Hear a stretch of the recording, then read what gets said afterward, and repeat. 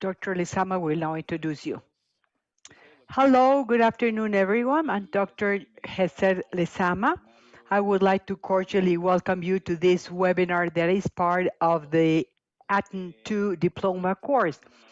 I hope you're having a nice afternoon. In Mexico City, it's 3 p.m. I would like to cordially welcome Professor Georg Behrens.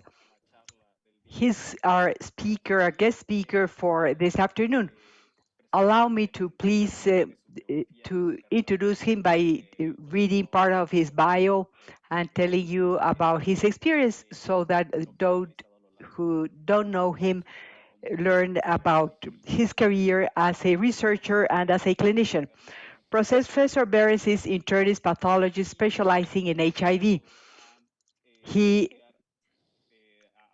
has devoted his life to study cellular immunity, particularly T lymphocytes, at the clinical immunology and rheumatology department at Hanover University in Germany. He went to medical school at Hanover and graduated in 1995. There he did internal medicine and infectious diseases.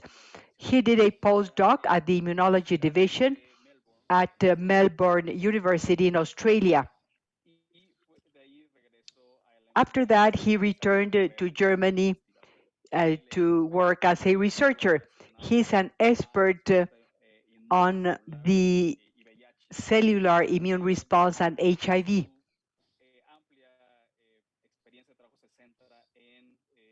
His, his focus has been to study antigen presentation by dendritic cells, autoimmunity, autophagia in experimental models of transgenic mice. He has published multiple research papers in indexed and renowned journals, and he is the principal investigator of the HIV medicine studies conducted by the European network. So we would like to welcome Professor Behrens. Thank you so much for participating with us today. Yours. He talks about the indication of switch in patients with HIV. Thank you very much for this very nice introduction and a very nice repeat of my life in the past. So it's my pleasure to be with you. Hello in Buenos Aires from Germany. We're 7 hours ahead, and I'm really happy to share some slides and to give a presentation about Dovato and when to use it. So let me start to share my screen here with you so that we can get started.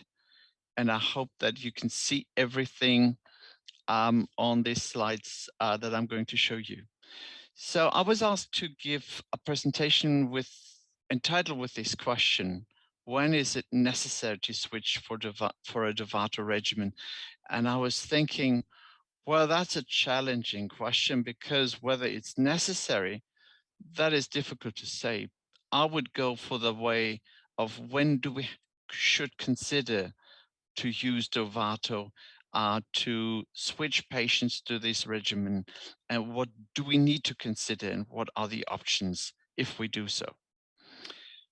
So the difference of this regimen, of course, is that we just use two different drugs. Two drugs is much different to what we're used to.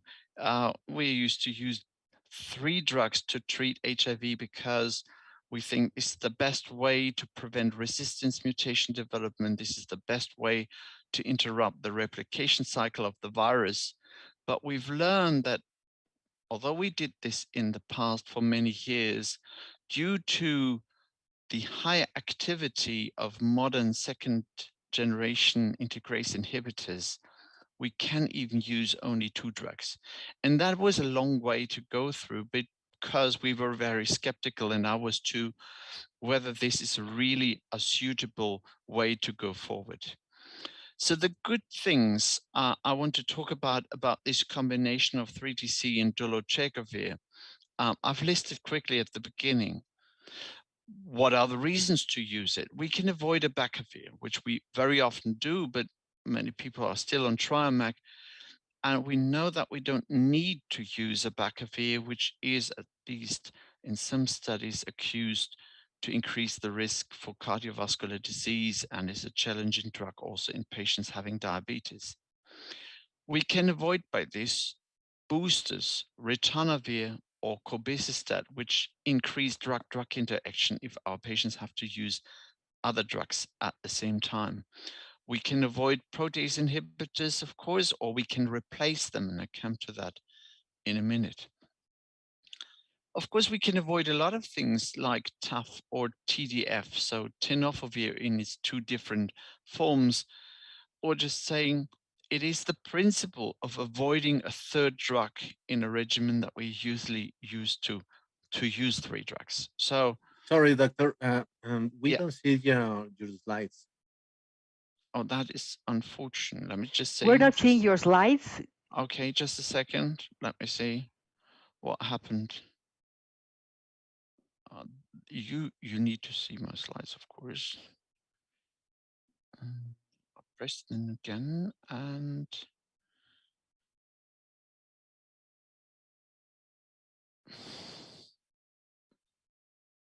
just a second.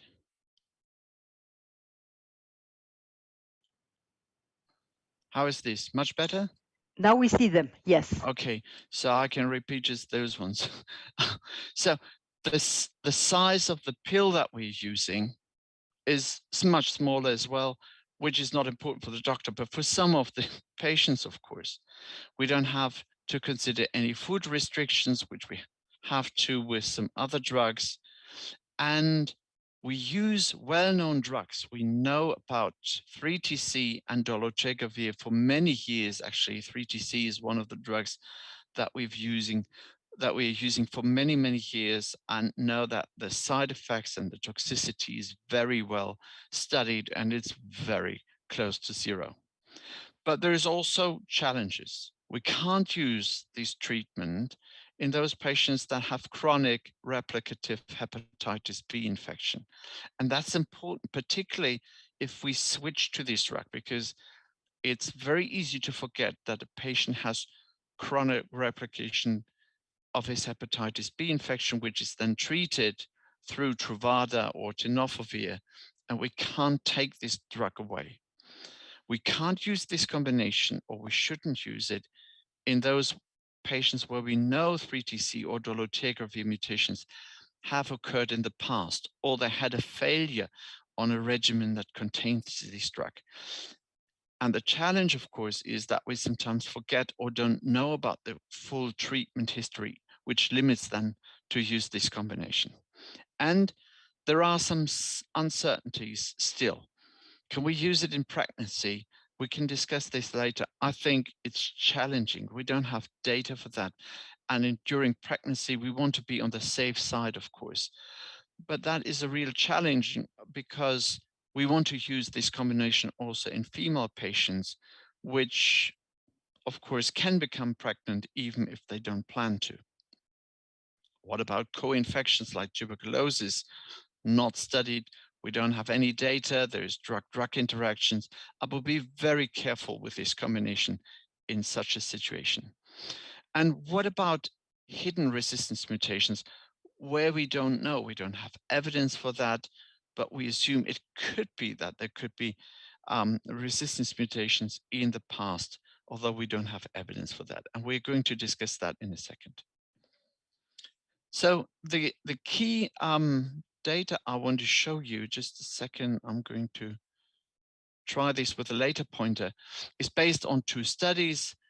There's lots of different studies being performed to switch to this combination of Dovato 3TC and dolutegravir, and the Tango and the Salsa study, of course, provide the most solid evidence and have been studied throughout fully to assess whether this is a safe and suitable combination to use in patients that have been pre-treated.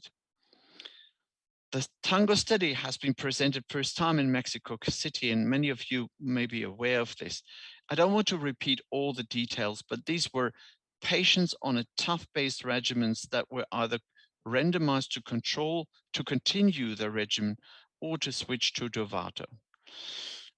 As you can see here in the eligibility criteria, no patient had chronic hepatitis B, no one had prior virological failure or documented resistance mutations against NRTIs or integrase inhibitors. So the study included patients that had been pre-treated, and as you can see here on the slide, most of them received a boosted integrase inhibitor, and there's only one. It was elvitegravir. This about 60–80% of all these patients had integrase inhibitors. Some of them had an NNRTI, some of them had a boosted protease inhibitor. So that's the profile of these patients and where they came from. And they either continued this treatment or switched to Dovato. What was the outcome? The first outcome after a year, 48 weeks.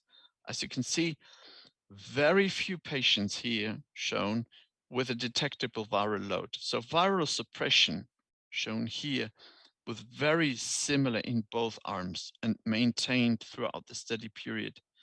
And even longer, we're going to have a look at that in a second. There's always in this snapshot analysis a certain amount of patients where we don't have data. Either they dropped out, they didn't turn up to that visit. The predefined endpoint assessments here, slightly different to other trials, but the primary endpoint looked at the number of patients having a detectable viral load at week 48 and look for non-inferiority, and you see there's no difference. That experimental combination of dolutegravir 3TC was non-inferior. Also in this other comparison for looking for the same number and percentage of patients having a fully suppressed viral load. So that study clearly showed the primary endpoint was achieved non-inferiority after switching to that regimen. But of course, we want to go into a few more details what happened to these patients. And you see, there's very few patients in that analysis window, only one or two in both arms, as you can see here, with a detectable viral load, and it wasn't very high. All those patients that had no virological data, you see the percentage and absolute numbers were the same, but the reasons in both arms were slightly different. A few more discontinued in the Dovato arm as compared to continuing the drug combination they were on, because you've put them on a new drug and then you've always to expect a few more adverse events leading to discontinuations. But on the other hand, the discontinuations for other reasons here, as you can see, were even higher in the control group. Altogether, no difference. If they looked in the analysis for is there any difference between males, females, the previous treatment, or the number of CD4 cell counts, as you can see, there is no major difference. Whenever you see or tend to see some difference, always be aware that the number of patients in these groups are very tiny and very small, and just one patient makes a large difference then percentage-wise. Overall, no signal that the specific subgroups were different in the response. And that's also true if we look for different age categories as listed here, or different races. But you see, most of the people that were recruited in this study were male white people. We don't have full assessment in all these others ethnic groups, but I expect that there would be no difference even if the numbers were bigger. So this study was followed up for a long time before all patients received dolutegravir and 3TC, and you see now after 144 weeks, which really addresses the question of, is there something happening in the long term? We still don't see any difference in between these two arms. Very low numbers with detectable viral load in patients at that snapshot analysis. Of course, slightly increasing numbers of patients that have dropped out or didn't turn up for this assessment, but non-inferiority for the primary and for the secondary endpoint was maintained throughout the entire study period.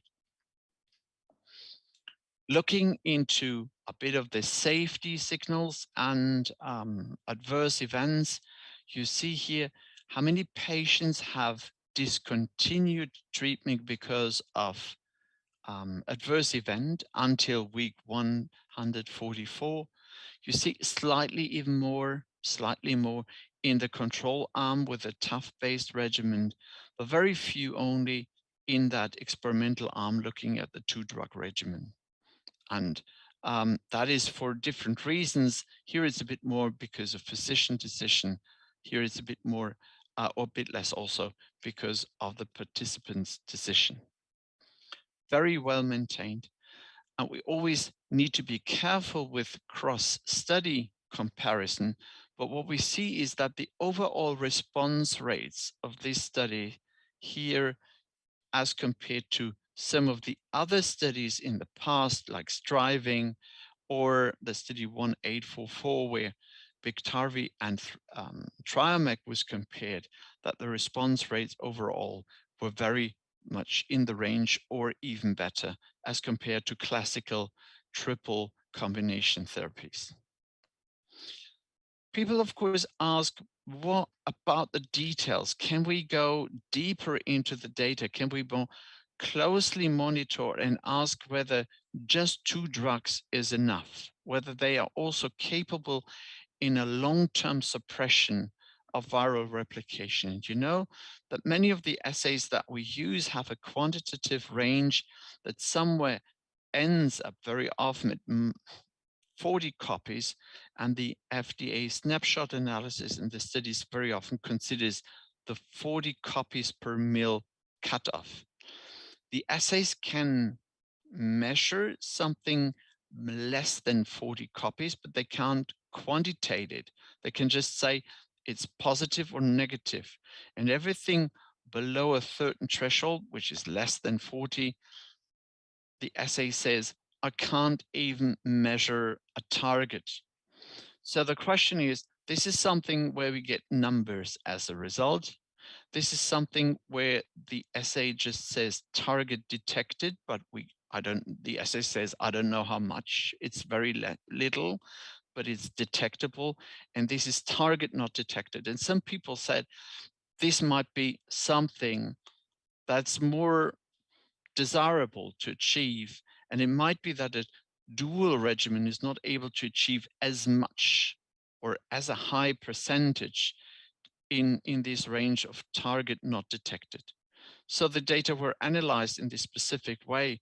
And what you can see here is over time also in the Tango study, this is with the large bars here, ranging from here to here, all those that have target not detected. Fully suppressed, the PCR doesn't detect any target. And you see there is no major difference. With then those intermediate ones where a target is detected but not quantifiable, and those very tiny numbers of those patients that had intermediate detectable viral loads somewhere in between 40 and let's say 100 or 200. So no difference after switch, even if we look in this very careful assessment. Even those patients that had pre-existing archived mutations against 3TC, like the 184MV or the MI at baseline, which retrospectively were identified, they didn't have any difference in the responses. Another way to look very carefully whether the 2-drug regimens also work similar, efficient to the classical triple class regimens is to look for viral blips over time. And you see again, those combinations, triple combinations containing either the boosted integrase inhibitor or some boosted protease inhibitors had a higher frequency of blips in between or at some stage during the study. The dual regimen with Dovato, dolutegravir, 3TC performed either slightly better, but you look at the low numbers, it doesn't make a big difference. At least it's as good as the triple class regimen. What can we expect in terms of viral suppression? It's a good question. Some people think that viral suppression is the first way also to lower systemic inflammation. And then the question arose, of course, is it also possible with this dual regimen to fully suppress or equally suppress markers of systemic inflammation? And as you can see here in Tango, it was the same. Even if you switched from the three class regimen or 3-drug regimen to Dovato, there was no significant difference in any of the markers that they looked at. A very important question, of course, is what happens to those where we have to assume probably hidden or unknown resistance mutations at baseline? All these patients were pre-treated. All these patients were excluded if they had a failure on an NRTI or integrase inhibitor regimen previously, and they were included if they had known resistance mutations against these two drugs. But what if one looks very carefully in archive resistance mutations by specific methods? You can see that here in the dolutegravir 3TC arm, there were a few that had resistance-associated mutations against NRTIs or PIs and even integrase inhibitors, but the numbers were very, very low. So we don't get much information out of this, but it shows that the response rates in these even very few 25 patients that had resistance mutations against NRTIs was very similar to the one in the control arm. More specifically, as I said before, it's just 4 patients that had an M184V mutation and 3 in the control arms, but the response was the same. But these low numbers don't really tell us much about the safety to use this combination in these patients. So it is, as I said in the beginning, we should not use this combination if patients have these mutations because we are not sure enough whether it really works. There's ongoing studies to address this in Spain. There's a huge study being set up to specifically address whether dolutegravir and 3TC is going to work in patients with known M184V mutation, but this is something we should only study in clinical trials. In terms of adverse events, you see very low in frequency, no specific pattern in comparison to the continuation of the drug, and even so serious adverse events were not much different among these two arms. This is showing the cumulative events of adverse events throughout the week 144. So after a couple of years of follow-up, and again, you see no difference as compared to the control arm, incidence of any complications, wide increase, or type 2 diabetes development, not different as compared to the control. What was observed in this study is a slight increase in weight. You know the discussions about TUF contributing to weight gain over time. And we also know that dolutegravir is associated to increase weight, particularly in patients that start treatment from an untreatment condition. Here it's interesting to see that both arms over time show very similar disease courses or time courses with slight increases in both arms. And what we've learned from other studies is that the pattern of weight increase is much different if we compare it or if we look in patients that haven't been treated so far as compared to those that have been treated. And of course, it's a huge discussion now. Is this an effect that's driven by dolutegravir over time because it's continuing? And this is an effect of TUF also being continuously increasing weight. And we still don't know. There is also the interpretation that these effects are very minor in those patients that have been treated before for their HIV infection. Another very large study mainly confirmed these results. It's the Salsa study. It's been presented last year at the IAS from Joseph Libre. Very similar inclusion criteria, patients that have been pre-treated. We have a look at this in a second, where either switch to continue their treatment or to switch to Dovato. Again, prior treatment should not have led to any failures or resistance mutations. Chronic hepatitis B was excluded. And these ones did not have to have tenofovir alafenamide in their treatment, but could come from any triple class treatment, either with an integrase inhibitor, an NNRTI, or a boosted protease inhibitor. This is the deposition of the patients. I don't want to go through all these details, but it shows here again, many of them, 40% were from integrase inhibitor. Some of them, 50%, were on an NNRTI, and here again, the percentage of boosted PI patients was rather low. And they switched to this regimen or continued on what they were before. And you see, again, very good response rates, maintained viral suppression at a very high degree, to a comparable grade. And you see here again, the same primary and secondary outcome with non-inferiority showing for maintaining or keeping a very low number of patients with detectable viral load at that time point, and maintaining many patients at fully viral suppression with no difference in the intent to treat analysis. Also here looking for some of the details, resistance mutations development and failure, you see no major difference, even a trend rather. 3 people had viral detectable viral load at 48 weeks in the control arm as compared to only 1 in the experimental arm, and no discontinuations seen here.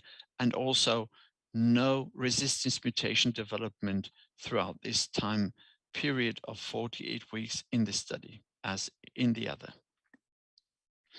Adverse events, again, you see no major difference in between these 2 arms. Even drug-related events slightly increased here in the interventional arm, as we see it very often. If you introduce a new drug, you always run a bit of a risk of seeing a few more adverse events reported from the patients, but there is no drug-related serious adverse events in both arms.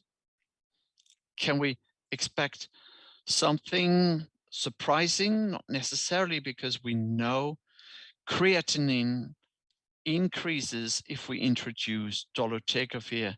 You all should know that dolutegravir reduces the excretion of creatinine at the distal tubulus, and that leads to a slightly impaired calculation of the creatinine-based EGFR. So the creatinine increases slightly through the dolutegravir, and the EGFR correspondingly declines. This inhibition of creatinine excretion is completely harmless. If we use a different estimate to look for the EGFR by cystatin C, there is no difference in between these 2 arms. Just to finish with a few more specific, smaller studies which addressed more specific questions, I'm going to summarize that rather quickly. There was the Lumidoll study presented earlier. Here, patients were very carefully switched from their triple class regimen. First, they maintained their 2 NRTIs and introduced the dolutegravir for just a few weeks, and then they were switched on dolutegravir 3TC, and was just looked for how are these patients doing, because one was very careful in the beginning to go away from 3-drug regimens to a 2-drug regimen only. And here the investigators looked for 2 major questions. First, how is the viral suppression? And it was looked here with residual viremia and single copy assays. I don't want to go into details. There was no difference. More interestingly, they asked the question, does that reduction and going on to a dual regimen only have an impact on the viral reservoir of the cell numbers that contain DNA of HIV? And as you can see here, over time, there was no difference in these 2 arms, and over time, if you switch on a dual regimen, reassuring us that there is no viral replication being released by just taking out 1 drug. The ASPIRE study, very similar. Again, pre-treated patients, just a few of them switched to Dovato or maintaining their current regimen. What did they look at? They, again, with a single copy assay, looked at residual viral replication, things, alternative technical measures to look, is there something different over time after half a year or 84 weeks? And you see there is no more residual viral replication or detectable RNA if you switch to Dovato.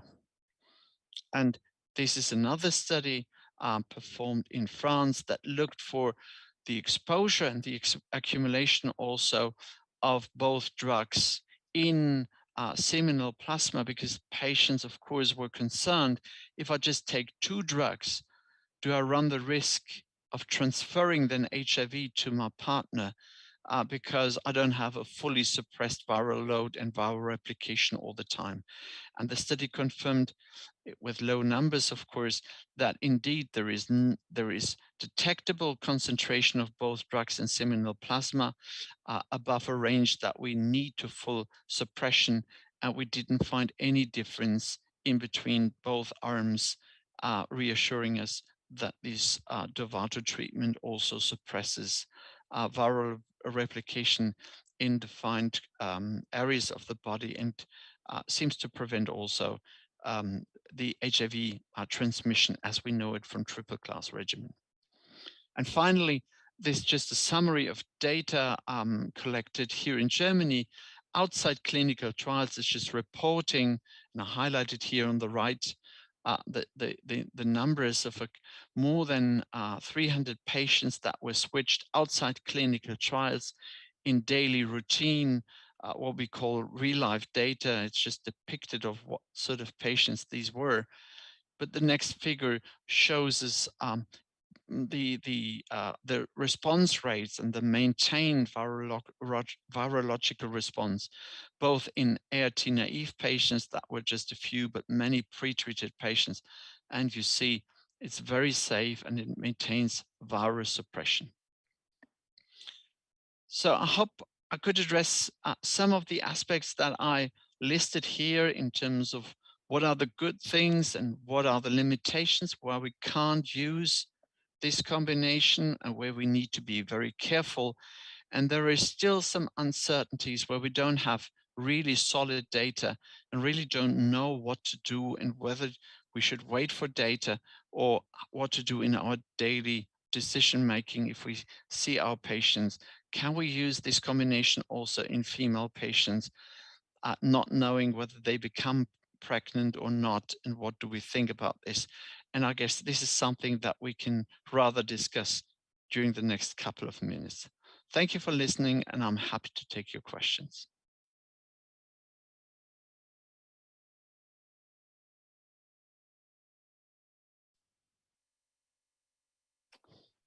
Thank you so much, Dr. Behrens.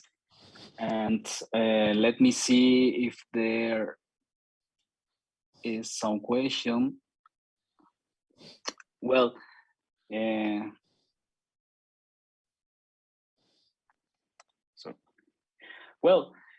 with this data until today, I think that we know less about resistance, and current evidence tells us that AM1A4B it's not enough to cause resistance to lamivudine. And right now in the last CROI, we see data of 48 weeks with M14A4B archive in the Salsa switch study. No, what do you think? What do you think of this recently data at CROI 22? It's a good question. It's sort of difficult to define what sort of level of evidence do we want to see from these controlled trials to be reassured that we can use this combination even in patients with known resistance mutation. So it's one of the key questions. So even in Salsa, these patients were basically excluded, and it's just retrospective assessment that we learn, oh yes, they have archived mutations. And the surprising thing is they work, the combination works better than we would expect, because we would expect if you've got this mutation, then you're in trouble if you put on this combination. There is, of course, explanation why this doesn't have to fail, this regimen. The techniques that we use detect these mutations, but they don't tell us anything first about whether ever there will be a virus coming out of this sequence that replicates and becomes a real virus. And we don't even know whether ever this sequence will be translated and being, you know, it could sit there forever and never make a new virus, which means our view on resistance mutations may change over time in the future. So, but that's a difficult way to, you know, to come from, yes, I detect this sequence integrated in your cells, but I can promise you it won't make a new virus that can then undermine your current regimen. As I said, there is plans for a prospective trial to really prove patients with known resistance mutations for 3TC, which is to me the weakest link in this combination, to test, can we put them on this combination and what happens? I think it can safely be done. I think it's with a team of Jose Arribas in Spain that are planning these studies. And I think it will be very important. For me, it will be reassuring. For now, I say, if I know a patient had a failure in the past, or he had a 184V, I'm not putting him on Dovato, and I wait to have more controlled data. Yeah, a real fact here in Mexico that most of patients are initiating Biktarvy. We see a lot of patients with low-level viremia, and we don't know why. When you saw the genotype at the basal time, you don't see any kind of mutations, and you ask for, I don't know, interactions, vitamins, divalent cations, or food could explain that low level viremia. We didn't find anything about that, yeah. And that's maybe there are some theories like the basal viral load on some archive mutation that is not detected in the genotype at the beginning. Well, here it may be that, but I agree. So if what you just explained, having a patient on Biktarvy, for instance, not fully suppressed, I wouldn't go on a Dovato regimen to think, well, that could work better. There is no evidence to think this, right? You know, yeah. It's the Dovato switch is something for fully suppressed patients where everything is assumed to work also with Dovato. If you have trouble with Biktarvy to get a patient fully suppressed, Dovato is most likely no solution. Yeah, and well, with the data with low liver viremia, with the Bayret to Tango study, what do you think of that? Yeah, low level viremia is always challenging. That's always challenging. Yeah. We always feared it, and we're in trouble when we used NNRTIs because of the fast resistance mutations. Sometimes the switch to another completely different combination works without that I can give you a good explanation why. And sometimes intensification works. But the most common reason is incomplete adherence of the patients. If you don't take the drugs really regularly, then you end up with this low-level viremia. The good thing is that the many combinations that we use don't lead so quickly to detectable resistance mutations development. But whenever you see low-level viremia, you've got to assume the patient is not taking the drugs regularly. Yeah, usually we think that, no? And there are a couple of questions here from the audience. In patients with polypharmacy, do you switch to Dovato to diminish interactions? Yes, so that's a good question. I think the third question also goes, that's in English, I can read it from here, in clinical practice, independent of the trials. When do you switch patients to dolutegravir 3TC? So we in Germany have different reasons. So whenever I have a patient that is struggling with a boosted regimen, for instance, because of drug-drug interaction, I'm happy to consider Dovato as one of the options. We had Trialmac a lot in the past and still have some patients on Trialmac. And with abacavir and these ongoing discussions about cardiovascular disease, I would never continue Trialmac in a patient who has diabetes or develops diabetes because he gets older.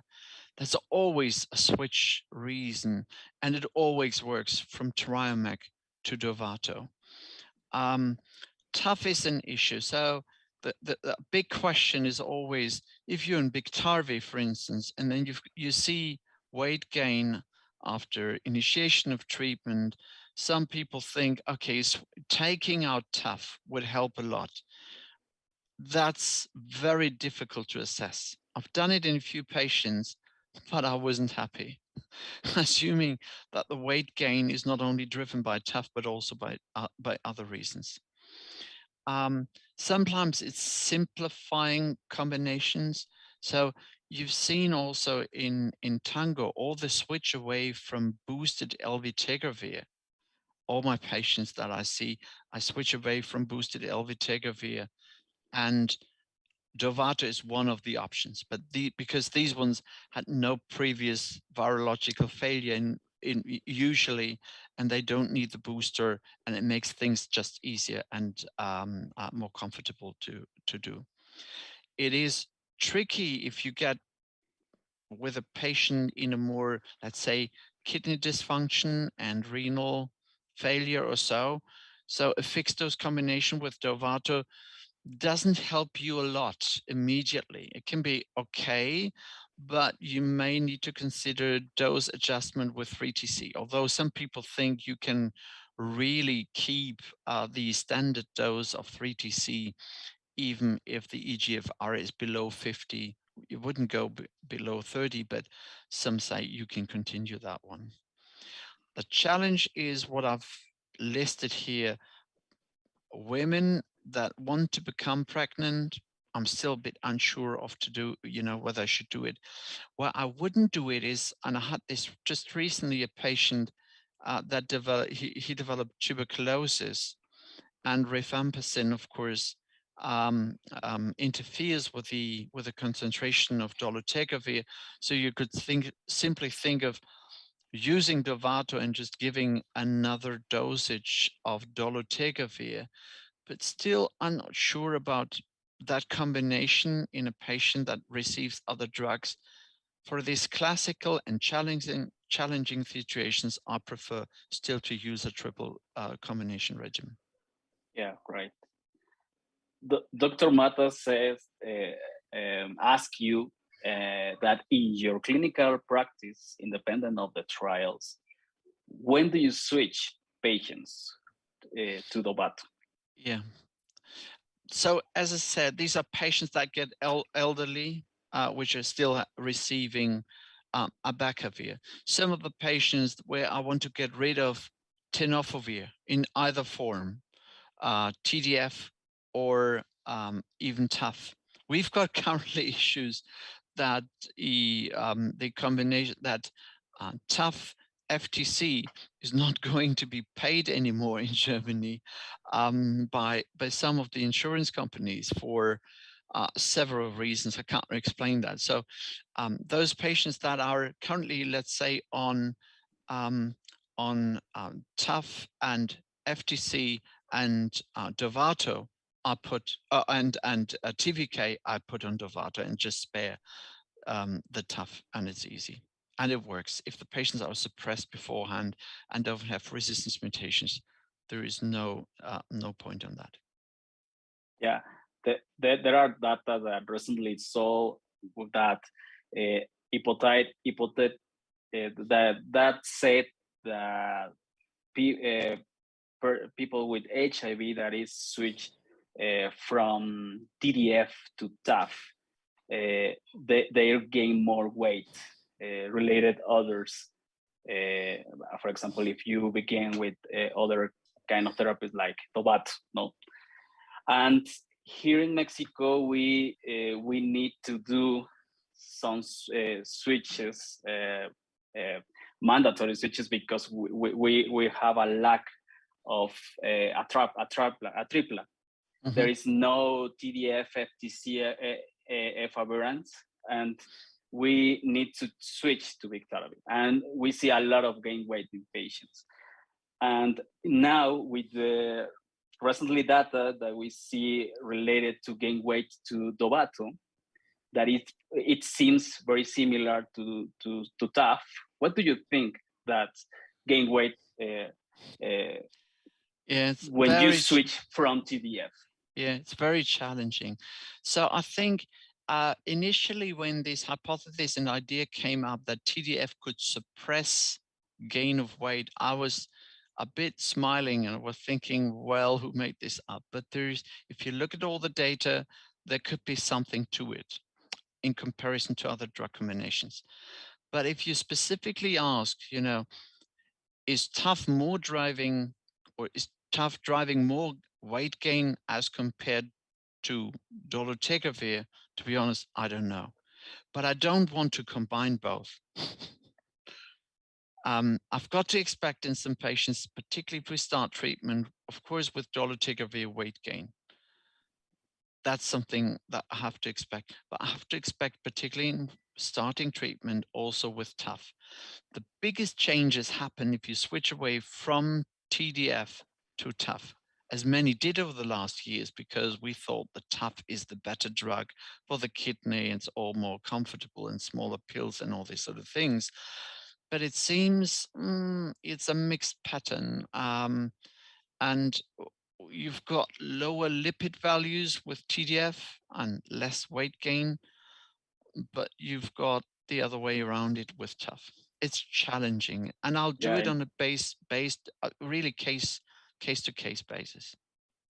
It sounds difficult for us, because here in Mexico we use a lot of TDF, and as you in Germany, there is restricted numbers of TAF FTC, and we are focused in, I don't know, in renal function and contraindications to use TDF, something like that. No, I think you follow the same indication, no, to use Yes. stuff. Yes. And well, the last question is from Dr. Pimentel. Do you think that blips may predict archaic drug resistances? So if so, how does that impact the use of Dovato in patients that are suppressed but have had bleeds in the past? Well, that you answered that previously, no? Yes, that although this goes a bit more in the specific question, so we didn't see more blips in those patients that were on Dovato, but this colleague asked for more in the past. If you had patients in the past, are the blips more indicative for they develop resistance mutations where we don't detect, but they are archived? Very difficult to say. I don't think so. So what we know from the past, blips, if it's not regular, if it's not low level replication, but really blips every now and then, once in a year or less, they were not predictive for virological failures in most of the more modern regimens that we use. They were for some of the regimens that we used in the past. So I wouldn't hesitate to put someone on Dovato if he had, I don't know how to quantify this, yeah. If he had 3 blips in the past over, I don't know, 5 years treatment or so, I wouldn't hesitate. Okay, and another question. Your experience using Dovato in women, pregnant women, or women and that potentially get pregnant in the future. What do you think? That is challenging. I've used it occasionally in female patients that couldn't tolerate, for whatever reasons, other combinations. But I wouldn't mind to see few more data also in pregnant women. I think there is no evidence to assume that it won't work, you know, in terms of pharmacokinetics and these sort of things. But in pregnant women, we always want to be absolutely safe and we want to have full suppression. The challenge is, if I'm too restrictive with this assessment, then I would say every woman, you know, at a childbearing age could become pregnant, and then I can't use it. So it's something that we have to discuss. And then still the option, of course, still persists that we switch to a classical triple glass regimen during pregnancy. I wouldn't be concerned at all, really, if a woman really becomes pregnant now with dolutegravir. I think the data are pretty safe. There is a residual signal, but I'm not sure about it. It's something that you've got to discuss with your patient, but I don't want to go necessarily into a delivery situation with a dual regimen. Okay. Well, I think that all questions are answered, and well, it would be great to talk to you. Thank you. Sorry for my English. Your English is excellent. It's nice to talk like with professors like you. I'm very honored to talk with you. And well, si no hay ninguna otra pregunta, pues damos por terminada la sesión. If we have no more questions, then we will wrap up the session. Thank you, Doctor. Good evening. Thank you.